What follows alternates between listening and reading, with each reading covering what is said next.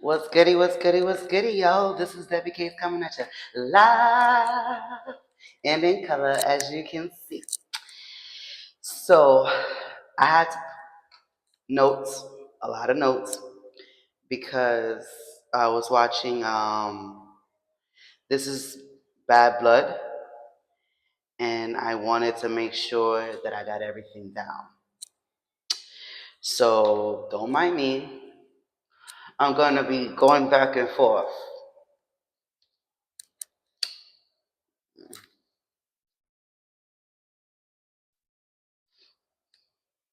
So, WWE's Bad Blood, it was on Peacock, just finished.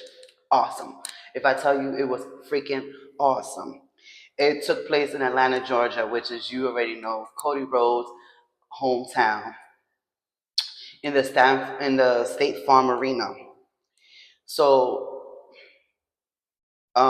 this Bad Blood match was basically, pay per view was literally done 27 years ago. You know, it took place 27 years ago. Um, the starting performance was from Samantha Irving. She sang God Bless America. And the host of Bad Blood was Naomi, and the tag team women's champions, Jade Cargill and Bianca Belair. Holla at your girl. You already know.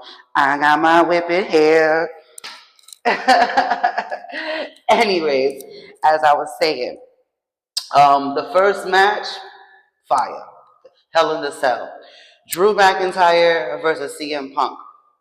Bro, if I tell you that match was on fire, like it lasted a very long time. I'm not gonna lie. Freaking Drew McIntyre destroyed CM Punk. Literally destroyed him. And then left CM Punk literally a bloody mess. Uh Drew hit Punk with the steel steps. Freaking Punk hit Drew with a toolbox, busted him open.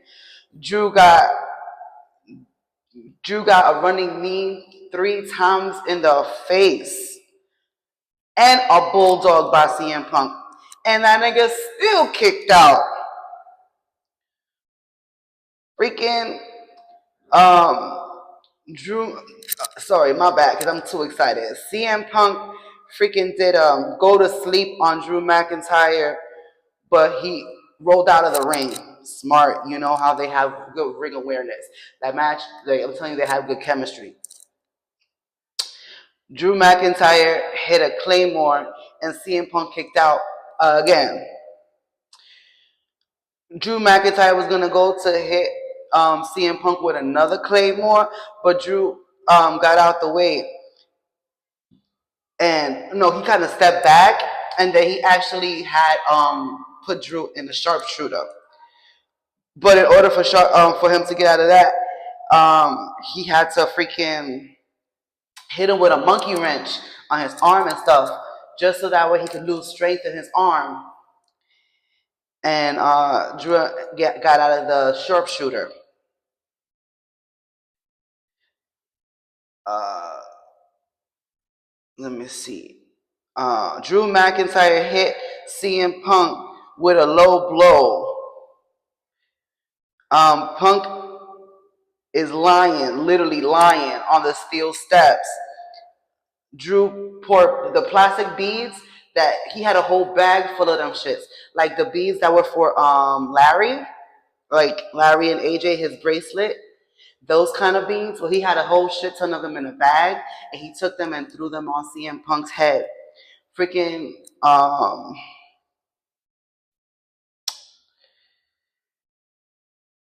and then what he tried to do, what Drew tried to do after that was give him another claymore, but CM Punk definitely this time he ended up moving to the side, and CM Punk, not CM Punk, Drew McIntyre ended up hitting himself on the steel steps that his ass took into the ring, which took him forever to put in there because, oh, I forgot to mention, because he got CM Punk over the top rope and threw him onto a table, and they both ended up getting hurt. But when that's the reason why Drew McIntyre was having difficulty putting in the table. I mean the steel steps inside of the ring. So he just had to just basically put it on the first on the bottom rope and then just slide it through because he couldn't lift it up anymore. His back was like giving way constantly. When CM Punk moved out the way and Drew McIntyre ended up hitting the Claymore on the steel steps and hurting his back. While he was laying there, CM Punk went and got a chain, wrapped that shit around his knee, and then caught Drew with a go to sleep with that chain on his face, knocked him out, got the 1, 2, 3 for the win. And he was trying to make his way out. Like after he won, he tried to make his like walk or up the ramp. I guess that's the part where he started feeling the adrenaline go down and all that kind of stuff. That his body gave way, and they had to put an air mask and everything on him because he was looking like he was about to collapse. Like he couldn't barely breathe, couldn't get a word out or anything. Um, Now there was appearances from legends and people that you didn't that you just like, oh, okay, they're there today. So Jacqueline, the Hall of Famer Jacqueline, Lillian Garcia, Booker T. But Booker T is on NXT, hosting NXT, so you already know that side. DDP, he was there. X Pac, the 1, 2, 3 kid. Jay Uso was partying with them. Freaking Arn Anderson came through. Tony Blanchard and Bill Goldberg. Like, I had to mention him last because there's a little skit that's going to go on with him. So I'll tell you in a minute. On to match number 2. Bayley versus Nia Jax. I'm sorry, Queen Women's Champion Nia Jax. So Bayley was using her quickness throughout the whole match. Everything was going good and everything. Nia dropped her body. Oh, I'm sorry. Oh yeah. So the match was going good. Everything was going great. Nia ended up doing some quick maneuvers too. Like she was trying to do some technical moves. She was also trying to do some uh, tapping out moves. I'm having a brain fart right now, so the word is not coming out.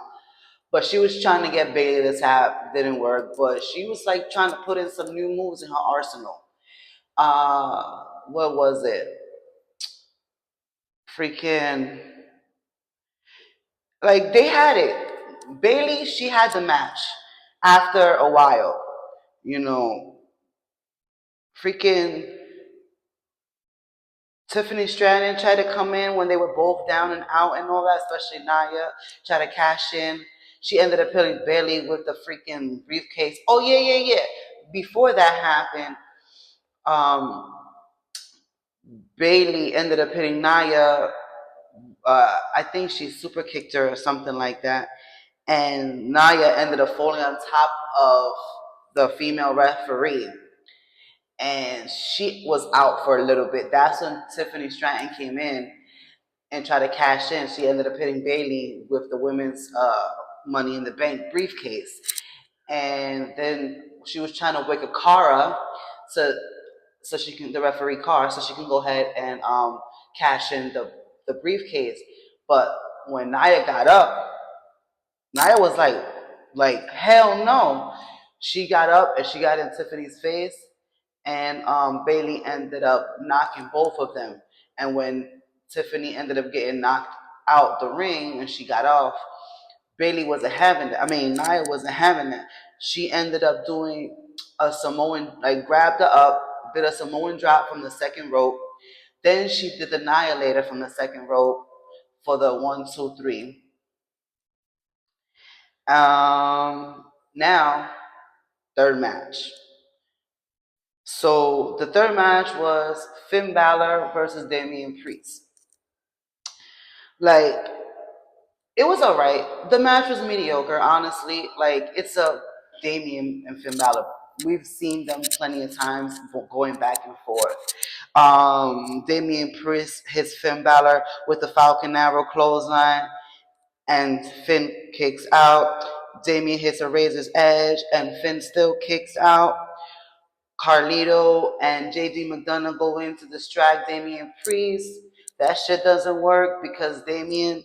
Oh, and freaking Finn Balor tried to hit Damian Priest with the coup de grace, but the coup de grace he hit him, but he ended up still kicking out of that. So Damian Priest ended up getting him and ended up grabbing him up and did the South of Heaven for the 1, 2, 3. So Finn Balor lost, Damian Priest won. Now, this is basically intermission because Triple H comes out. Don't pardon my smoking. I'm a smoker. So Triple H comes out and he has an announcement to make.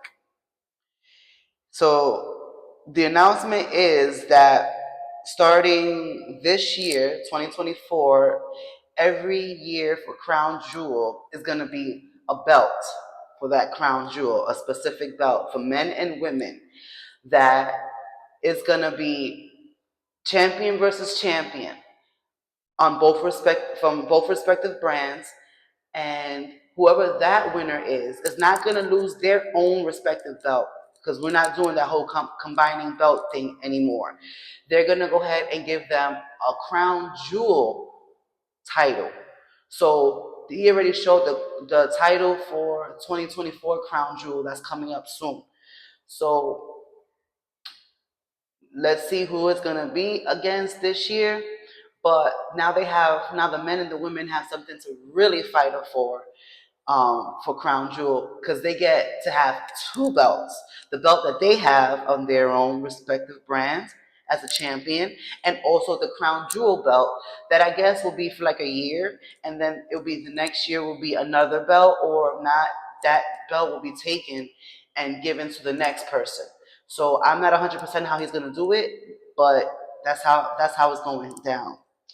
Freaking Gunther comes out. And remember I said that Bill Goldberg had a little skit? So Gunther comes out, starts talking about, might as well give me the title now, because you saw how you raised my hand up when I won Crown Jewel last year for for King of the Ring, Crown in Saudi Arabia, not last year, sorry. For Saudi Arabia, I won the King of the Ring, and you ended up raising my hand. You might as well give it to me now because you're gonna raise my hand again. Then he started talking mad trash about Bill Goldberg that was sitting there. Bill went over the barricade and was about to go after him when securities came in, tried to stop that. That's when Sami Zayn came out of nowhere and started attacking Gunther, because they are gonna have a match on Monday's Night Raw. Um, Gunther ended up getting at least one kick when the security guards try to hold them back, and ended up holding Sami Zayn, and he ended up getting kicked in the face. But after that, Sami went and attacked them while they were still going up the ramp. So who knows if they were still fighting, but they didn't go back to them. So now we're going to the fourth match. The fourth match is Rhea Ripley versus Liv Morgan for the Women's Championship. All right, let's talk about it. Dominic Mysterio was supposed to be in a shark cage. It's supposed to be above the ring, but they put it in front of the ring, suspended a little high, and that's how he was there, sitting there, because supposedly he's scared of heights. That's, I guess, his scare or whatever, or he probably is. Who knows? The match was going. The match was going back and forth. Liv had Rhea, kept on.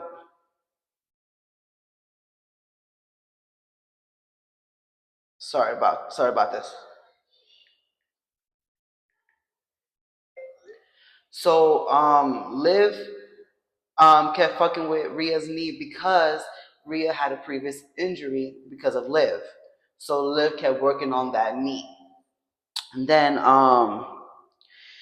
but yeah, she was getting hits in and all that kind of stuff. She was doing what she was doing. Rhea was like she was about to win until after a long hiatus, Raquel Rodriguez made an appearance, started attacking Rhea.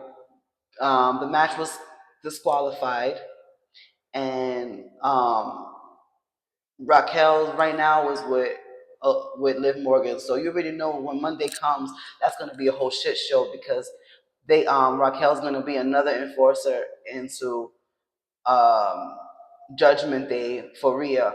But I think that's an all front. Like she's like, you know how it says keep your friends close and your enemies closer. Well, right now Raquel Rodriguez's enemy in face is Rhea, but in all reality is Liv Morgan because she has the women's belt. So don't worry, honey. Your friend Raquel Rodriguez will be turning on you sooner or later because you have something that she's definitely gonna want, and that's the belt. Now, on to the main event.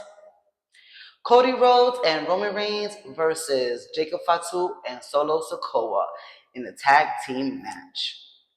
All right, let's talk about it. Cody started off the match with Jacob Fatu. They was going back and forth, all that kind of stuff, showing off. Like it started off slow, because they was showing off each other. Then Jacob tagged in Solo, and everybody wanted Roman to come in. All right, so Cody went and tagged in Roman. After that, Roman was going back and forth, beating up Solo. Like they was going back and forth. It was Solo and Jacob. What Jacob did was actually kind of smart. He got in the ring, but he didn't attack Roman. He was going around, working him around, so that way Roman could follow him. And as he's following him, his back is being turned from Solo. That's when Solo went and attacked him, and that's how Solo got him down. They were still fighting back and forth and all that kind of stuff. That's how Solo ended up capitalizing. Cody, throughout the whole match, that nigga was getting dragged.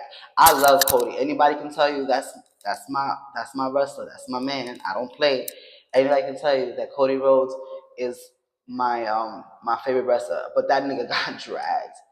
Roman Reigns basically he was carrying throughout the whole match, and whenever time Cody Rhodes would get to Roman, Jacob Fatu or somebody would come and beat Roman up, get him off the ring, or if not, drag Cody out the way so he won't be able to get the tag.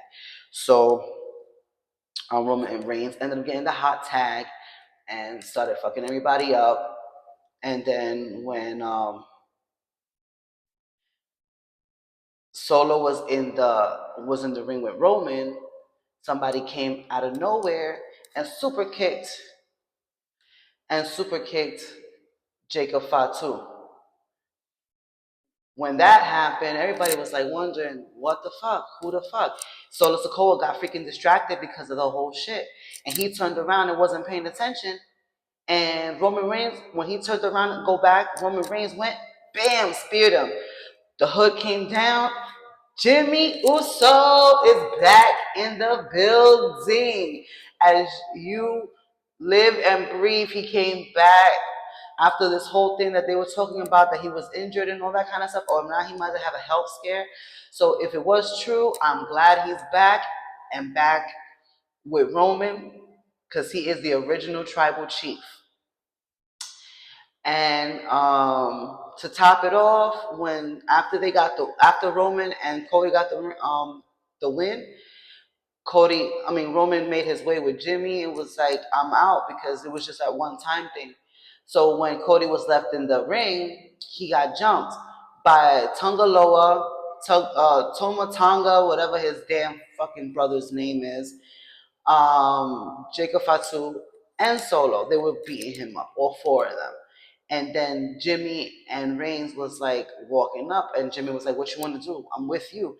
And Roman was like, "Nah, it was at one time only." And then he's looking, and then he goes and he's like, "Come on, I'm with you. Like, I'm dead with you." what we're gonna do, tribal chief, whatever you decide we're doing.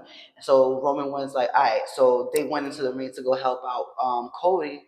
After they got them out of the way, Roman Reigns went, grabbed the belt, and he looked at Cody, and he was like, "You already like kind of like that. You already know what time it is.